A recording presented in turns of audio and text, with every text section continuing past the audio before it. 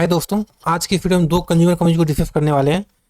दोनों ही कंपनीज ने आज अपने क्वार्टर अनाउंस किए हैं, तो हम देखेंगे रिजल्ट्स और साथ में देखेंगे क्या जो नया बजट आया उस बजट से इस टाइप की कंपनीज को कुछ ग्रोथ मिल सकती है आने वाले टाइम में, और क्या ये कंपनीज आने वाले टाइम में कुछ अच्छा रिटर्न दे सकती हैं। तो पहली कंपनी टाइटन और दूसरी कंपनी वर्लपूल। तो देखिए, जैसे आपने देखा कि बजट के अंदर काफ़ी छूट मिली इनकम टैक्स के अंदर, तो काफ़ी जो लोग 12 लाख रुपए तक कमाते थे उनकी काफ़ी ज़्यादा सेविंग्स होगी। मतलब आप करीब 1 लाख का इनकम टैक्स बचेगा उनका। तो 1 लाख रुपये अगर कोई पर्सन इनकम टैक्स से बचा रहा है, मतलब मंथ के करीब 8,000 रुपये वो इनकम टैक्स से बचा रहा है, तो अगर कोई पर्सन 8,000 रुपये बचा पा रहा है तो क्या कर सकता है उन पैसों से? वो पैसों से टीवी ले सकता है, फ्रिज ले सकता है ना, या एक्स्ट्रा ईएमआई ले सकता है। जैसे पहले अगर वो पर्सनल लोन लेता था तो 10,000 लेट से ईएमआई पे करता था, अब वो 18,000 रुपये पे कर पाएगा ईएमआई में। तो क्रेडिट कार्ड यूज कर सकता है। तो बेसिकली जो कंज्यूमर सेक्टर है वहाँ पे बूस्ट आएगा। ठीक है, लोग ज़्यादा खर्चा कर सकते हैं, तो इस टाइप कंपनी को नो डाउट फायदा हो सकता है। तो पहली कंपनी देखते हैं टाइटन कंपनी। तो टाइटन कंपनी जो सबसे पहली नजर आती है वो उसका पी बहुत ज़्यादा आई है। हालांकि पहले हम एक बार इनका रिजल्ट चेक करते हैं, रिजल्ट कैसा है। तो रिजल्ट देखो तो कंपनी का जो प्रॉफिट है वो 25% से बढ़ा है। ठीक है, और आप देखो तो कंपनी का प्रॉफिट 25% बढ़ा है, बट प्रॉफिट 1% से घट गया है। मतलब प्रॉफिट कंपनी का नहीं बढ़ पाया है, और कंपनी 98 के पी पे ट्रेड कर रही है। तो यहाँ एक नेगेटिव पॉइंट है, और कंपनी 3 लाख करोड़ का मार्केट कैप है कंपनी का। मतलब कंपनी लार्ज कैप कंपनी, और लार्ज कैप कंपनी होने के बाद भी इसका पी 100 के आसपास में है। तो अभी के टाइम पे तो ये कंपनी थोड़ा सा रिस्की है इन्वेस्टमेंट के पर्पज से, है ना। अगर एक्सपेक्टेशन भी देखें तो यहाँ पे हम एक्सपेक्टेशन देखें इस कंपनी का, तो मनी कंट्रोल का एक्सपेक्टेशन अगर आप देखोगे तो इनका एक्सपेक्टेशन था 0% ग्रोथ का। तो 0% का ग्रोथ का एक्सपेक्टेशन था और 1% से प्रॉफिट घटा है, तो नियरली सेम ही रिजल्ट है।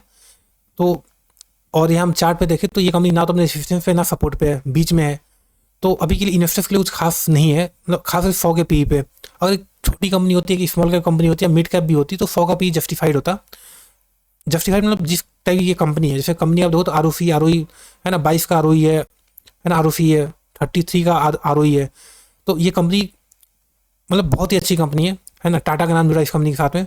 तो बट ये कंपनी मिड कैप होती है, स्मॉल कैप होती है, तो 100 का पी फिर भी हम जस्टिफाई कर सकते थे, बट 100 के पी पे इस स्टॉक को खरीदना, ठीक है। तो ये बात अगर 20-30% गेन की है तो ठीक, आप देख सकते हो, बट लॉन्ग टर्म में लाइक अगले 3-4 सालों में आपको मल्टीपल रिटर्न चाहिए, तो फिर ये कंपनी थोड़ा सा 100 के पी पे रिस्की है। तो मेरे हिसाब से तो अभी इस कंपनी वेट करना चाहिए, ठीक है। 5-10% के पीछे नहीं जाना चाहिए। अब बात करते हैं दूसरी कंपनी की। दूसरी कंपनी का नाम है वर्लपूल, ठीक है। तो ये जो वर्लपूल इंडिया कंपनी है, इसके आपने टीवी पे ऐड देखे होंगे। ये कंपनी बेसिकली वॉशिंग मशीन के अंदर है, फ्रिज के अंदर है, ये कंपनी बनाती है, जिसको हम कंज्यूमर ड्यूरेबल्स भी बोलते हैं। तो इस टाइप की कंपनी जो बजट आया ना, इस टाइप की कंपनी डायरेक्टली अफेक्टेड होंगी, क्योंकि जैसे मैंने आपको बताया कि जब बजट से लोगों का पैसा बचेगा, कुछ एक्स्ट्रा इनकम बच रही है, तो वो उस पैसे से क्या करेंगे, है ना। टीवी खरीद सकते हैं, फ्रिज खरीद सकते हैं, वॉशिंग मशीन खरीद सकते हैं।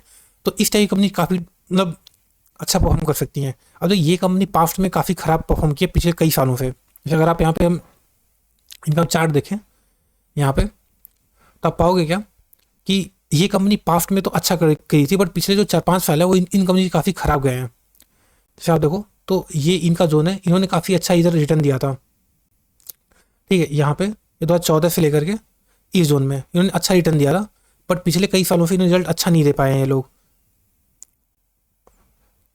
एक मिनट, ठीक है। और हम यहाँ पे देखें तो इनका जो टॉप बना था यहाँ पे बना था जनवरी 21 में, ठीक है। तो यहाँ पे आप देखो तो इनका टॉप बना था, उसके बाद से ये कंपनी काफ़ी डाउन है।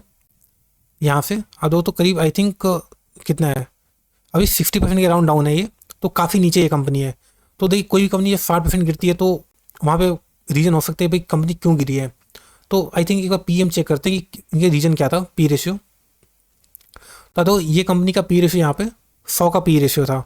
तो 100 का पी ऑब्वियसली बहुत ज़्यादा पी होता है, आपको 100 के पी पे कम से कम 25-30% की ग्रोथ देनी पड़ेगी। और इस कंपनी ने ग्रोथ तो छोड़ दो, इस कंपनी का प्रॉफिट उल्टा घट गया था। तो ये एक्चुअली सिर्फ इसके साथ दिक्कत नहीं है, आप कोई भी कंपनी देखो, जैसे यहाँ पे जितनी भी आप कंपनी देख रहे हैं, जैसे सिम्फनी है ना, बजाज इलेक्ट्रिकल्स है, ओरिएंट इलेक्ट्रिक है, इस सब का कंपनी का भी प्रेजेंट आप चार्ट देखोगे तो सारे के सारे कंपनी काफ़ी डाउन है। जैसे यहाँ वर्लपूल अगर आप देखो तो अभी के टाइम 58% डाउन अपने ऑल टाइम हाई से। जो टीटीके प्रेस्टीज है 42% डाउन है, सिम्फनी 35% डाउन है, बजाज इलेक्ट्रिकल 50% डाउन है, और ये ओरिएंट इलेक्ट्रिक ये भी 42% डाउन है। तो इस टाइप के स्टॉक कंज्यूमर ड्यूरेबल के सारे ही डाउन है। तो हमारी जो कोई भी कंपनी अगर वो अकेले डाउन है, ठीक, मतलब एक कंपनी है वो उसका अकेले का शेयर प्राइस बहुत ज़्यादा घट गया है, और उस सेक्टर के बाकी कंपनीज का प्रॉफिट बहुत ज़्यादा बढ़ रहा है और बाकी सारी कंपनी ग्रो कर रही है, मतलब उस कंपनी के अंदर दिक्कत है।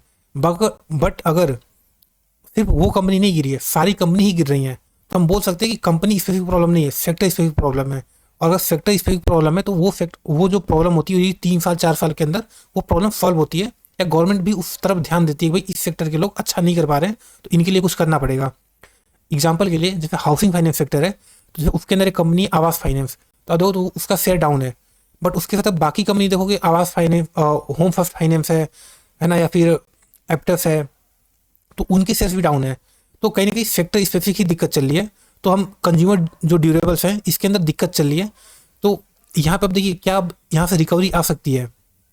तो अगर हम टाइम करेक्शन की बात करें तो इस स्टॉक ने कितना टाइम करेक्शन दे दिया है।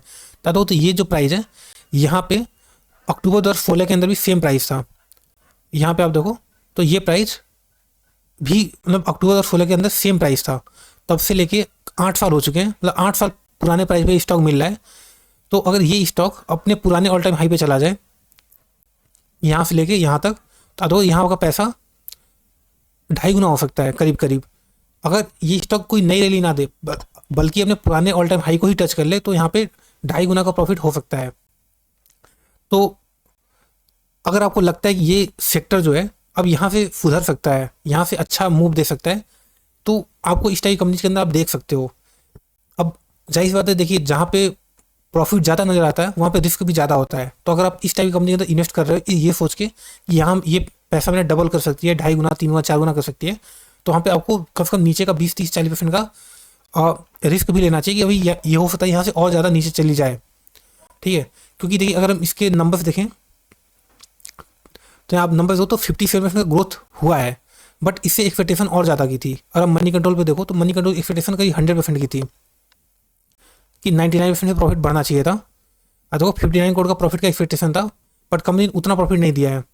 कंपनी ने कितना 44 45 करोड़ का प्रॉफिट दिया है, बट फिर भी हम देखें तो धीरे धीरे सुधार आ रहा है। तो अगर आप यहाँ पे रिस्क लेना चाहते हो, मतलब अगेंस्ट द मार्केट जाना चाहते हो कि भाई कंपनी काफ़ी ज़्यादा 60% जा चुकी है और मैं यहाँ पे रिस्क लेना चाहता हूँ, तो ये रिस्क लेने वालों के लिए, मतलब नॉर्मल जो इन्वेस्टर है जो था रिस्क नहीं देख सकते उनके लिए नहीं स्टॉक है।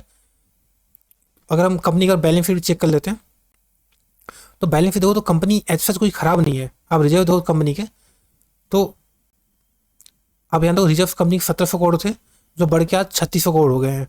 तो रिजर्व के अंदर कंपनी की इतना दिक्कत नहीं, कंपनी अपना खुद का पैसा है, कंपनी में बोरोइंग्स बिल्कुल नहीं है, केवल 52 करोड़ का कर्जा है कंपनी के ऊपर और 3600 करोड़ अपना खुद का पैसा है।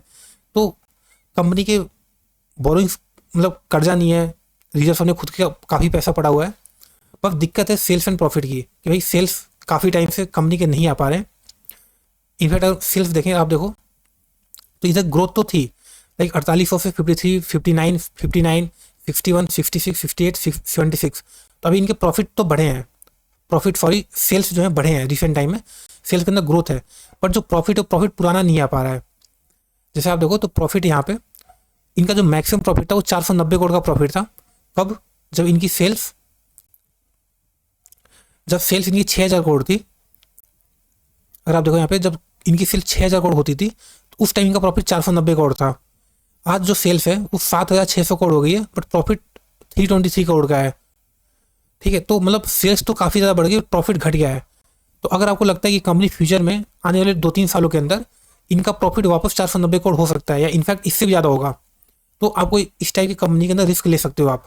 ठीक है, तो अगर मैं बताऊं अगर ये कंपनी वापस अपनी इस प्रॉफिट पे पहुंच जाए ना तो इसका शेयर प्राइस ऐसा नहीं है कि ये अपने यहीं पे जाएगी, शायद ये इसको ब्रेक करके और ऊपर जा सकती है।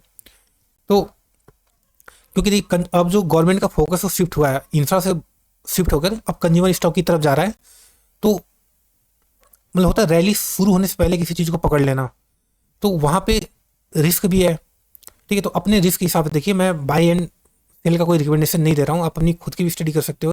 ठीक है, तो और डिटेल में समझिए कि क्या क्या इम्पैक्ट पड़ सकता है ना, कंज्यूमर सेक्टर कैसे कर सकता है। तो ठीक है, ये वीडियो यहीं तक था, बाई एंड सेल का रिकमेंडेशन नहीं है, आप इसको देख सकते हो, अपनी फर्दर स्टडी आप कर सकते हैं। बाकी अगर आपको वीडियो अच्छा लगता है वीडियो को लाइक कर सकते हो, आप मेरे चैनल को भी सब्सक्राइब कर सकते हैं। Thank you.